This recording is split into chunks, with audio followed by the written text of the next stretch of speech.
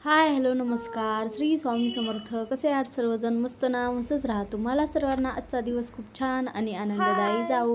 तुम्हा सर्वांना धनतेरसच्या खूप खूप शुभेच्छा. तर रिया श्री स्वामी समर्थ, श्री स्वामी समर्थ, श्री स्वामी समर्थ, श्री स्वामी समर्थ, श्री स्वामी समर्थ, श्री स्वामी समर्थ. सकाळी सकाळी मी रिया गेलो होतो गच्चीवरती आणि गच्चीवरती गेल्याच्या नंतर आम्हा दोघींचं असं काहीतरी सुरू राहतं. तर सकाळी सकाळी म्हणलं की चला ब्लॉग शूट करूया. तर त्यामुळं मी ब्लॉग शूट करत होते. तर बघा मी जसं करल तसं ती करत होती. तर हा आहे संध्याकाळचा व्हिडिओ. तर संध्याकाळी आईंनी खूप सारे झाडं लावले. तुरी झाडं म्हणजे भाज्या लावल्यात, पालेभाज्या, नंतर फळभाज्या एक दोन लावल्यात. घरच्या घरी शेती केली आहे असं म्हणायला काही हरकत नाही. गच्चीवर भाज्या लावण्याचं कारण म्हणजे ह्या दोघांसाठी, कारण की बाहेरच्या भाज्या घ्यायच्या म्हणलं की ती फवारलेल्या असतात. तर त्यामुळे म्हणल्या की आई गच्चीवरच लावत, म्हणजे थोड्याफार जरी ह्यांच्या पुरत्या आल्या तरी. तर आपण बाहेरच्या भाज्या कितीही म्हणले की ऑर्गॅनिक आहेत, चांगल्या आहेत, तर तसं नसतं. थोडंफार का होईना त्याच्यामध्ये काहीतरी फवारलेलं असतंच. तर त्यामुळेच आई म्हणल्या की घरच्या घरी लावूयात, जेणेकरून ह्या दोघांसाठी चांगल्या आणि फ्रेश भाज्या मिळतील. तर एवढ्या दिवसात काय आमचं फराळाचं झालेलं नाही. तर आजच फक्त चिवडा बनवलेला आईंनी. पण आता काही पहिल्यासारखी दिवाळी वाटत नाही. लहानपणी जेवढी दिवाळीचा उत्साह असायचा पण आता काही तेवढा नाही राहिला. म्हणजे लहानपणी प्रत्येक सणाची एक वेगळीच मजा असायची, पण आता काहीच वाटत नाही. म्हणजे कोणताही सण असू द्या, अगर काही असू द्या, तर म्हणजे सण असल्यासारखा वाटतच नाही. पण मी घरामध्ये प्रत्येक सण साजरा करत असते, म्हणजे छोटा असो या मोठा. म्हणजे प्रत्येक सणाची जी पूजा वगैरे असते ते सगळं करत असते, कारण की ह्या दोघांनाही प्रत्येक गोष्टी माहिती झाल्या पाहिजेत. म्हणजे आपले सण वार, आपली संस्कृती, ह्या सगळ्या गोष्टी त्यांना माहिती झाल्या पाहिजेत. आणि त्याचबरोबर ते भलेही छोटे आहेत, त्यांना अजून काही तेवढं समजत नाही, पण मी करत असते कारण की मलाही खूप जास्त आवडतं. म्हणजे प्रत्येक सण साजरी करायला, नंतर पूजा वेगवेगळ्या पद्धतीनं मांडायला, डेकोरेशन करायला मला पर्सनली खूप जास्त आवडतं आणि मी वेळात वेळ काढून त्या गोष्टी करतच असते. आपण केलं तर आपल्या लेकरांना माहिती होणार आहे. आपणच जर सण साजरे केले नाही तर आपल्या लेकरांना त्याची काय माहिती मिळणार? तर त्यामुळं सगळ्यांनीच प्रत्येक सण, म्हणजे छोटा असो अगर मोठा, प्रत्येक सण आपण असा घरामध्ये साजरा केला पाहिजे. नंतर त्या सणाचा आपण ते सण का साजरा करतो तर ते आपल्या लेकरांना सांगितलं पाहिजे. तर मी काय माझ्या लेकीचं कौतुक असं सांगत नाही, म्हणजे दोघांचंही. तर दादूचा काय व्हिडिओ मी काढला नाही, कारण की दादू झोपलेला होता आणि मी रियाज फक्त गच्चीवर गेला होता दोघीजणी. तर त्यामुळं तर मी जसं करल तसं रिया करत होती ते तर तुम्ही पाहिलेच. आणि त्याचबरोबर मी श्री स्वामी समर्थ म्हणायला लागली की लगेच ती टाळ्या वाजवायला लागली. तर तिला क्लॅप क्लॅप क्लॅप म्हणल्याला समजत नाही, तर तिला श्री स्वामी समर्थ म्हणलं की ती लगेच टाळ्या वाजवायला लागते. आणि स्वामी महाराजांचा आमच्या घरामध्ये फोटो आहे मोठा, फोटोला पाहून स्वामी आजोबांना जे करते, तर ह्या गोष्टी मी तिला सगळ्या शिकवत असते. आणि ते दोघे जेव्हा पोटामध्ये होते, म्हणजे प्रेग्नेंट होते, तर तेव्हा मी स्वामीचरित्र सारामृत दररोज वाचायची.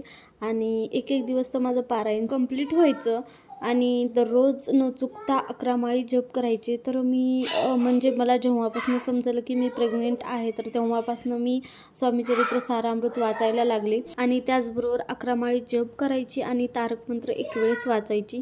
तर हे माझं डेली रुटीनच झालं होतं. तर मला काही पहिले पूर्ण बेड रेस्ट होता, बाकी काहीच काम नव्हतं. तर आत्ता काही तेवढं मला शक्य होत नाही. फक्त मी स्वामींची पूजा वगैरे करते आणि नामस्मरण करते. मलाही असं वाटतं की मला जसं स्वामींचं वेड आहे तसं माझ्या लेकरांना सुद्धा असावं, म्हणजे त्यांना सुद्धा स्वामी सेवा करावी मोठं झाल्याच्या नंतर. तर त्यामुळंच मी त्यांना ह्या गोष्टी सगळ्या शिकवत राहते. म्हणजे आपण जसं शिकवताना लेकरांना तसं ते शिकत राहतात. म्हणजे तर आज आहे धनतेरस, तर त्यामुळंच मी सुंदर अशी पूजासुद्धा मांडली होती. आणि आमचं फराळाचं काहीच झालं नव्हतं, तर आईने चिवडा केला आणि बाकीच्या गोष्टी करायच्या नाहीत, कारण की कोणी खात नाही त्यामुळं. आणि हे दोघंही काही करू देत नाहीत, खूप जास्त परेशान करतात, त्यामुळंच काही यावर्षी करायचं नाही. तर मी पूजेची मांडणी वगैरे सगळी केली आणि त्यानंतर मग मला जायचं होतं मंडीमध्ये. त्यासाठीच मी रेडी झाले आणि आम्ही दोघंही मंडीमध्ये गेलो. धनतेरसची थोडीफार खरेदी राहिली होती, तर तेच करण्यासाठी आम्ही दोघंही मंडीमध्ये गेलो. तर मंडीमध्ये खूप जास्त गर्दा होता. तिथलं काही मी शूट घेतलं नाही, कारण की मलाच सहसा आवडत नाही बाहेरचं शूट घ्यायचं, कारण की कोणाला आवडतं कोणाला नाही. तर त्यामुळं मी काही शूट करत नसते बाहेरचं. सहसा माझ्या घरामधलेच व्हिडिओज असतात. आणि कोणाला आवडत नाही, कोणाला आवडतं. ज्यांना आवडतं त्यांना मी हमखास माझ्या व्हिडिओमध्ये घेत असते, पण ज्यांना कोणालाही आवडत नाही तर त्यांना मी अजिबात माझ्या व्हिडिओमध्ये घेत नाही. शेवटी ज्याची त्याची इच्छा.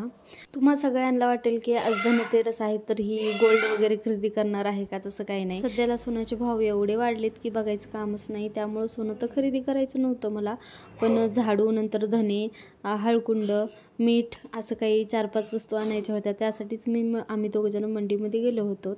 मंडीतून आल्याच्या नंतर पूजेची मांडणी तर अगोदरच केलेली होती, पण बाकीचे जे सामान आणलं होतं त्याची व्यवस्थित मांडणी केली, देवाची पूजा केली मी आणि त्यानंतर मग ह्यांनी आरती केली. देवाची सगळ्यांनी मिळून आरती केली. तर तुम्हाला वाटत असेल की इथं तर सगळे दिसत आहेत, पण तू कुठे गेली? तर मी आज झाले होते कॅमेरामॅन. तर दरवेळेस मी काही कॅमेरामॅन होत नाही, तर ह्यावेळेस म्हणलं की म्हणजे दयाला म्हणलं की तुम्ही पूजा करा, मी सगळं शूट घेते. कारण की कोणाला सांगितलं की खुशीला वगैरे सांगितलं की खुशी काही अर्धं शूट घेते, अर्धं तसंच राहू देते. तर त्यामुळं काही पूर्ण ब्लॉग्समध्ये येत नाही. म्हणजे मला जसा व्हिडिओ पाहिजे तसा काही व्हिडिओमध्ये पूर्ण कॅप्चर होत नाही. त्यामुळंच म्हणलं की मी शूट करते, तुम्ही आरती करा. तर त्यांनी सुंदर अशी आरती केली आणि पूजा झाल्याच्या नंतर बघा घरामध्ये किती प्रसन्न आणि एकदम फ्रेश वाटायला लागतं आणि घरामध्ये सगळीकडं प्रसन्न म्हणजे सगळीकडं पॉझिटिव्हिटी निर्माण होते. तर बघा आज धनतेरस आहे, त्यामुळंच मी 13 दिवे लावलेले आहेत. तर हे एक डझन ह्यावेळेस मी प्रत्येक वेळी दिवाळीला नवीन दिवे आणावे लागतात ना, त्यामुळंच मग ह्यावेळेस 1 डझन दिवे आणले होते.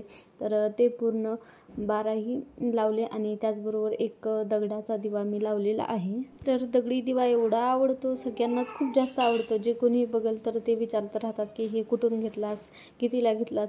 प्रत्येकजण त्याची चौकशी करत राहतं. तर तुम्हा सगळ्यांना सांगते की हा दिवा जिथं कोणी पण मूर्ती बनवतात, म्हणजे दगडाचं जे काम करतात, तर त्यांच्याजवळ हा दिवा मिळतो. तर मला हा दिवा त्यांनी 100 रुपयाला दिलेला आहे. 250 म्हणत होत्या, पण त्यांनी 100 रुपयाला दिला. कारण की मी त्यांच्याकडून अगोदर 6 वस्तू घेतलेल्या आहेत. म्हणजे छोटंसं जातं उखळ. ज्यांनी कोणी माझं महालक्ष्मीचा व्हिडिओ पाहिला असेल तर त्यांना माहितीच असेल. आणि एवढी सुंदर पूजा केल्याच्या नंतर फोटोशूट करणं आवश्यकच असतं. कारण की प्रत्येक गोष्ट ही फोटो काढल्यामुळं, व्हिडिओ काढल्यामुळं ती आपल्या आठवणीत राहते आणि ती आपल्याला परत परत बघायला सुद्धा मिळते. तर इथं पूजा झाल्याच्या नंतर ह्या 3 जणांचं फोटोशूट सुरू होतं. म्हणजे पप्पांनी जी टोपी घातली होती ती टोपी ह्यांना सुद्धा घालायची होती आणि फोटो काढायचे होते. त्या टोपीसाठी ह्या दोघांचे भांडणं लागली होते, पण नंतर याला बाजूला घेतलं. तर बघा लास्टला म्हणलं की पूर्ण व्हिडिओमध्ये मी काही दिसतच नाही कुठं, तर त्यामुळंच म्हणलं चला मीही थोडंसं कॅमेऱ्याच्या पुढं येते. तर त्यामुळंच मी ही कॅमेऱ्याच्या समोर आले आणि मस्त अशी स्माईल दिली. त्यानंतर मग आज होता दीदीचा बड्डे म्हणजे ह्यांच्या मामाची मुलगी आहे. त्यानंतर मग रात्री 9 वाजता आम्ही सगळेच जण त्यांच्या घरी गेलो आणि दीदीचा बड्डे केला. तर दीदीचा बड्डे कमी आणि आनंदीचाच बड्डे जास्त वाटत होता. कारण की लहान लेकरं म्हणल्याच्या नंतर तसंच असतं. म्हणजे घरामध्ये कोणाचाही बड्डे असू द्या तर त्यांचाच बड्डे सेलिब्रेशन करावं लागतं.